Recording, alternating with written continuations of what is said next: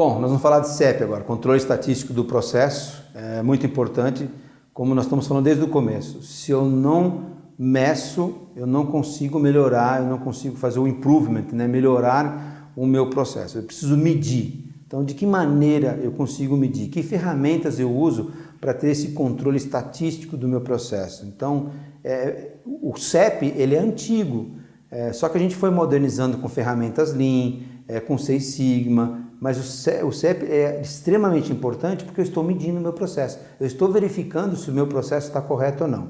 Então, qual que é a finalidade do CEP, né? Então, o CEP é um estudo que tem como objetivo monitorar um produto ou serviço durante o seu processo de produção, de forma a identificar as saídas não conformes para que a causa raiz possa ser eliminada e o processo seja estabilizado, evitando mais variações ocorram.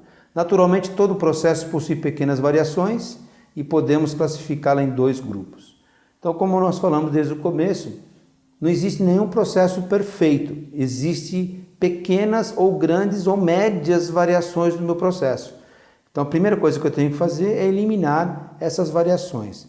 Para eliminar essas variações, a gente tem algumas causas possíveis dessas variações que a gente tem que poder medir. Então, aqui a gente tem causa de variações comuns, são variações aleatórias e inevitáveis, né, que ocorrem dentro de um certo limite, sem uma causa sistemática que possa ser eliminada. Então fica difícil de você eliminar quando a gente tem uma causa de variáveis comum. Agora, quando a gente tem uma causa de variáveis especiais, ocorre quando o processo apresenta desvios sistemáticos, o tempo todo está tendo variações de serviço, fora dos meus limites e como consequência de motivos claramente identificados dentro do processo e que podem ser eliminados. Então, ele está saindo muito fora dos meus limites pré-determinados, mas eu consigo verificar onde estão as oportunidades de melhorar esse processo. Então, nesse próximo slide aqui, a gente vai poder verificar um pouquinho disso, porque durante o CEP, a ferramenta que auxilia na identificação das variações do processo é o gráfico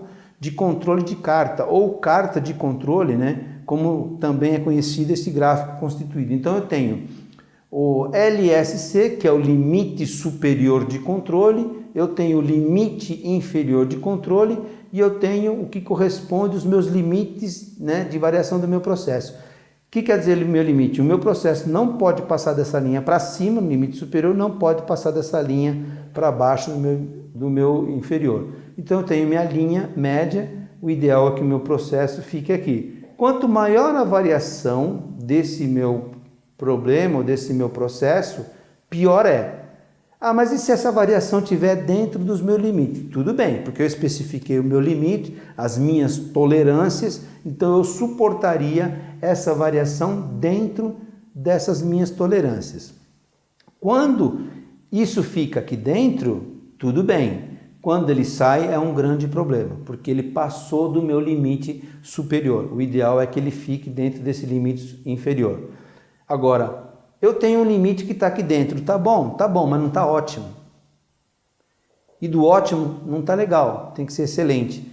Eu tenho uma variação aqui e essa variação me traz um custo. Quando ele sai, ele me traz um outro custo, porque de repente o meu cliente pegou. Então ele traz um outro custo. Mas se eu tenho um custo aqui, eu posso diminuir. Então aí eu consigo fazer o quê? Diminuir mais o meu limite superior, diminuir mais o meu limite inferior. Eu começo a achatar cada vez mais essa variabilidade no meu processo, eu posso estar reduzindo o custo, eu posso estar melhorando a minha qualidade. Então não vamos nos conformar com essa variação que está dentro do meu limite. A gente também tem que provocar e diminuir esses limites.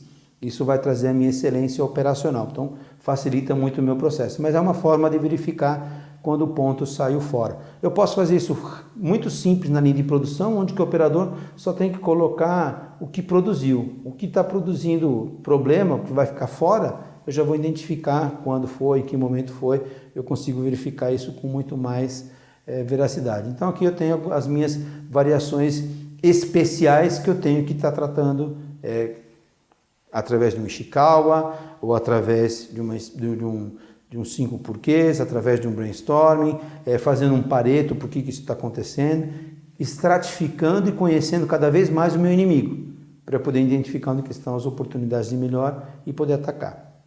Então, como que a gente pode elaborar um gráfico de controle? A gente vai determinar qual é a ferramenta mais adequada para a coleta de dados, igual às nossas folhas de observações, de informações, a gente precisa ter essa coleta bem firme. Definir a amostra, né, que será analisada e coletar os dados, qual peça ou qual produto que a gente vai poder fazer isso. Definir os limites, né, superior e inferior, que podem determinar as duas formas. E por meio de uma análise histórica de processo através de cálculo de desvio padrão. Então eu posso estar utilizando os meus dados. Quando a gente utiliza dados, é interessante, é bacana, mas eu sempre considero dados mortos. O legal é quando você vai lá no Gemba e pega informação viva do que aconteceu. Eu fiz essa medição mês passado, eu não sei como é que você fez, como você analisou. Então, é interessante? Mas para mim são dados mortos. É legal quando você vai lá no Gemba com as cartas, com as informações e você pega dado vivo. Filma, fotográfico, você tem dado vivo, a tua análise é muito melhor. Então, o teu limite inferior, quer dizer, a média menos 3 vezes o desvio padrão, ou limite superior, a média mais 3 vezes o desvio padrão.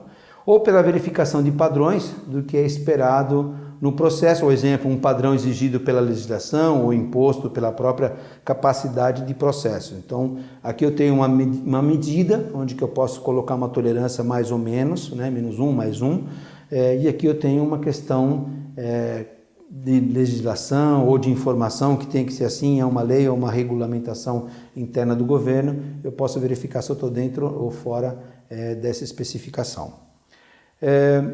O quarto ponto é desenhar as linhas referentes superior, inferior e mediana e preencher o gráfico com os dados como nós vimos anteriormente. Verificar se existem variações, ou seja, se existem dados que ultrapassam a limite superior ou inferior, ou acima ou abaixo, e fazer alguma ação corretiva. Em caso afirmativo, identificar a causa. E aí, por isso que eu falei, a gente de repente precisa de um Ishikawa, um Pareto, para identificar a causa daquele ponto que fugiu. Então, e elaborar o plano de ação de forma que a gente possa melhorar o processo. Eu uso o gráfico para verificar a minha estabilidade. Uma vez identificada a minha estabilidade, eu identifiquei meu problema. Identifiquei meu problema, eu uso ferramentas como nós vimos anteriormente para buscar a causa raiz. Então, essa lição mostra um pouquinho de como a gente pode elaborar esse gráfico de controle. Tá joia?